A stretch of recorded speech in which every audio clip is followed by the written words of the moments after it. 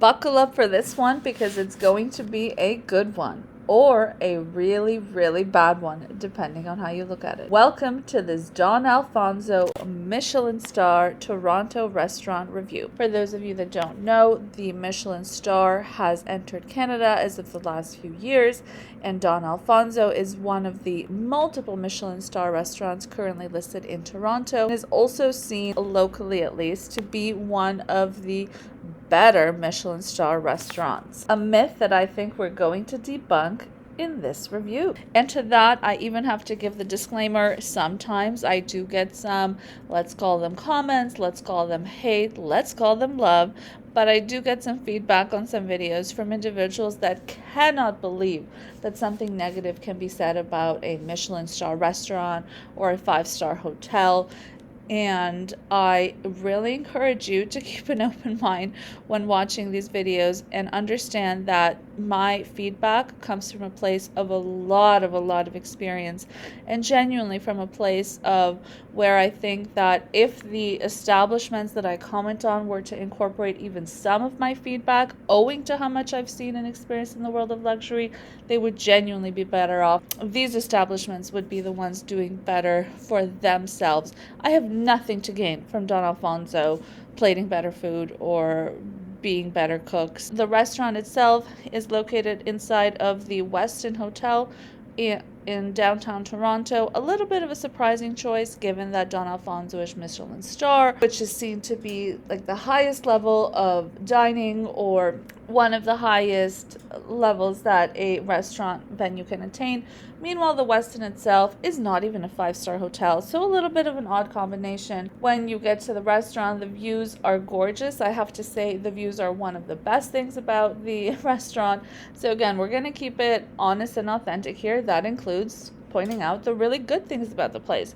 The views are beautiful. I mean, you get to see a unique part of Toronto, which we don't usually experience, so that was really nice.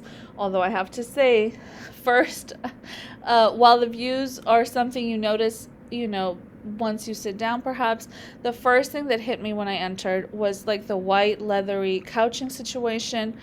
To me, that screamed a little bit like Euro Sports Club with the white leather. It did not so much scream the level of nuanced sophistication I expect to see in a Michelin Star restaurant. I think the setting inside the restaurant could be a little bit more sophisticated. Speaking of sophistication, this snagged tablecloth did not exactly scream sophistication, and no, that wasn't the only snag, and I just zoomed in on it.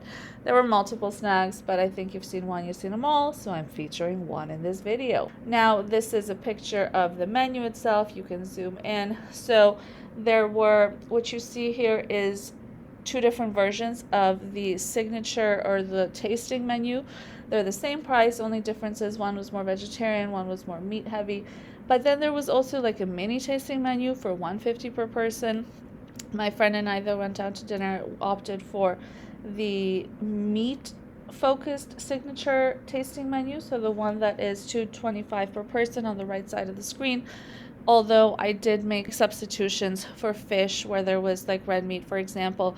And again, as far as positives go, I have to shout them out on that. Michelin Star restaurants are notoriously stiff on their menus, so for them to be able to accommodate me that way, that's not something they owed me. I give them points for that. Little zoom in on this nasty looking napkin holder.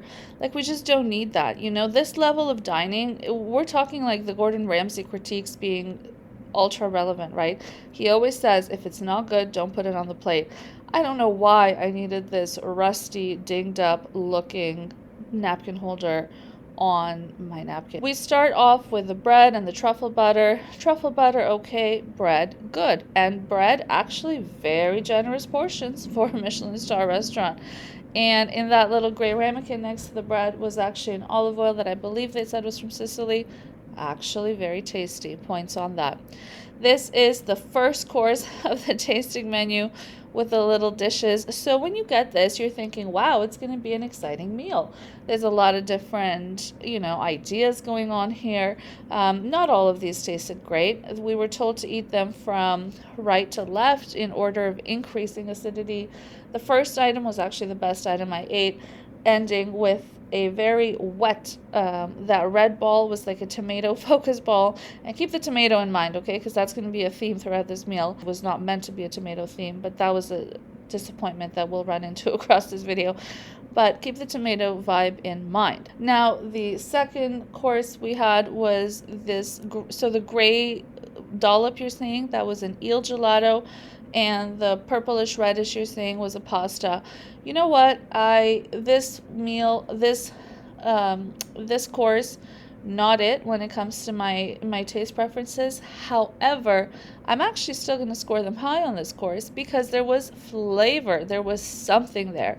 The first course was a lot more visual than it was taste involved. And to be at a Michelin Star restaurant and not feel too much taste or flavor going on is as disappointing as you can imagine. So this round, I applaud them for having something going on with the taste, although it was not my taste preference. This meal, so this was one of the substitutions. This was amberjack fish that had been smoked with all the little items around it. That little olive you see to the right of the fish was not a real olive. It was kind of like I can compare it to the texture of a tempered chocolate, although it was not chocolate, and inside was tomato water. The fish here was excellent. This dish was a standout dish, and presentation is cute. It's nothing like, oh my god, splattered dots on a plate. We've seen that before. But this was actually okay compared to what we'll see in the rest of the video. My friend had, so this was like the set tasting menu. If I had not substituted the fish, it would have been the duck next on some sort of tomato puree. Keep in mind tomato. We're on tomato. 2 out of 3 items of tomato so far. My next item was, again, a substitution made with this pasta situation and some mackerel on the side. I have to say, the mackerel tasted as anemic as it looks. This was a very weak plate, in my opinion, maybe the worst. Had I not substituted again, so this is quite a thorough video. You get to see all sides of the meal. Had I not substituted, this is the version I would have had next for both of us. So this was in the menu. Like, the menu itself did happen to have fish, although I added a lot more fish substitutions. A tuna dish. Again, to the right of the tuna, under that truffle, we're seeing tomato as a side accompaniment. It's a Michelin Star restaurant, guys. I'm expecting creativity and taste. That is the most iconic hybrid to me of Michelin Star dining. There are very tasty foods around there that you can get even out of a kiosk, but they're lacking creativity, so we're not going to give them Michelin Star designation. And of course, your kid can probably be creative in the kitchen, but it's gonna lack taste, so he's not getting the Michelin Star designation. So at this level, I do expect both qualities to factor in. And the fact that this is, I think the third or fourth dish in this video with tomato something on the side, keeping in mind the very first course had like a tomato. Remember, one of the 4 canapes was a tomato as well? I mean, I'm getting bored, and I think that's not a pleasant feeling to feel. Tuna, I have to say, was well cooked. The protein on this dish was good, but the tomato just so irrelevant and brought the dish down. Another dish here, so this was another substitution that I made for my protein, or my entree of this tasting menu, if you will. I had the lobster dish. This dish was okay. But how you really know that this dish was not great is that my favorite thing about this dish, and it's a lobster dish, guys, was the mushrooms. Had I not made the substitution again, this is the meal that would have come. So this was my friend's. My friend's is like the OG menu. Mine is a substitute heavy menu, okay? Buffalo or bison meat, depending how you like to call it, with cheese. Okay, strange choice, but again, I do appreciate creativity, like I said, so maybe we even give them points for that. But strange insofar as, bison is a very rich yet lean meat. And now we're slapping some mozzarella on it. Or if it's not mozzarella, let's be, super generic cheese on the bison. And you know what that sauce is on it. I think by this point, she had caught on to my absolute boredom of the freaking tomato, because I kept asking her with every dish, is this tomato, is this tomato? So the server herself couldn't even muster the word tomato when it came to introducing this dish. She said it's a bison mozzarella roulette with San Marzano on it. I was like, San Marzano tomatoes, girl? Like, this was another tomato side dish. Where's the creativity? Now, dessert. Dessert was 2 different courses, if you will. I know that the woman that designed This restaurant, I think she has a thing for the skull butterfly situation because it was an actual decoration in the restaurant as well, in addition to this meal. And of course, I know the butterfly skull, you know, we see a lot of designers doing it, Alexander McQueen, other individuals like that. Tasty, okay? Inside of this was a tiramisu. The one thing that brought this dish down a lot for me was that the butterfly, you would expect it to be some sort of tempered chocolate, like snappy, quick little moment, enjoyable, but the main point is the tiramisu inside the skull. The butterflies were actually very chewy, so that took away from the experience for me. And the final dessert plate was sort of on the same tone that the meal started, which was the little canapé kind of route. You know, and you see 8 here, so 4 for each of us. You'll see there's 2 duplicates of the 4 of the set of 4. Very uninspiring set of desserts. None of these items tasted as delicious as they looked.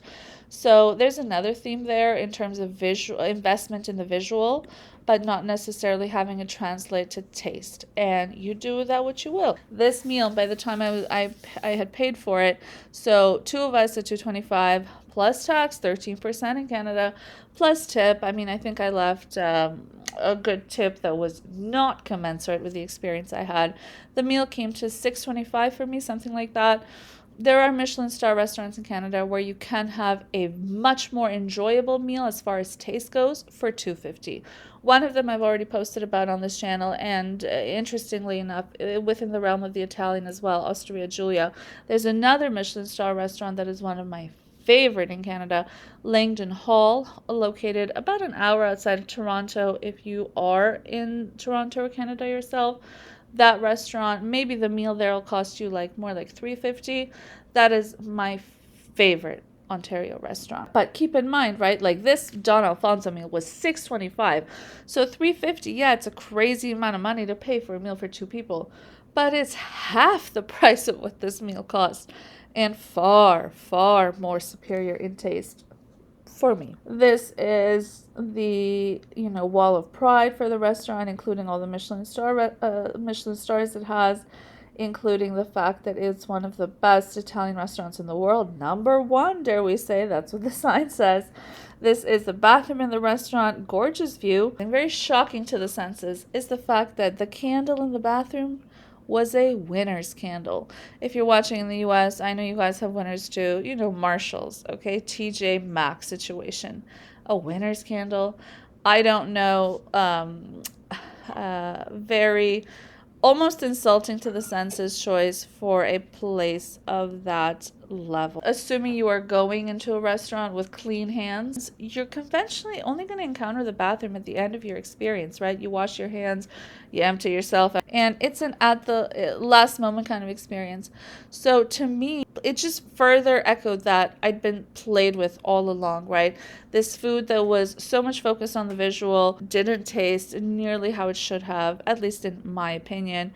And then this bathroom moment, it's like, thank you for your money. Here, sniff on this Winners candle. Have a good night. Did not end on a good note, although, of course, we took some selfies. I'll leave the video at that. I think you guys know there's no shortage of opinions on this channel, but that they all come from a good place, and that I'm trying to pack a lot of value in these videos. I'm not telling you not to go to Don Alfonso. If you can, I think you should.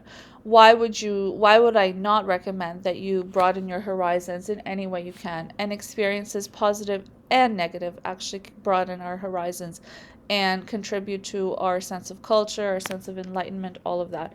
If you can go to Don Alfonso, I suggest you go experience Don Alfonso. However, I also know what it's like to come from nothing and not have $5 to spend on takeout, let alone have $500+ to spend on a meal. So it's really important for me that I keep that authenticity, and that my viewers know that, first of all, as intimidating as the Michelin Star world is, there's a big difference between $6.25 for a meal and $200 for a meal at a place like Osteria Giulia in Toronto, compared to, again, Don Alfonso in Toronto. It takes a lot more time to save $6.25 than it does $200. So if you're going to go, if you have the special occasion that you're working really hard to save for, and it's important to you to try something within Toronto, go to Osteria Giulia. If you can within Ontario, go to Langdon Hall. I would put that comment on it in terms of value for your money. Thank you so much for watching this video. Let me know your honest thoughts down below. Did this video pop a bubble for you? Were you hoping to go to Don Alfonso? Or have you gone to Don Alfonso and maybe for you it was like the best meal ever and you disagree with my review? I would love to hear your comments. Hearing your comments is the best part of posting YouTube videos for me. Thank you so much for watching this video. Give this video a big thumbs up. And of course, there's more luxury coming next week. So don't leave without subscribing to this channel.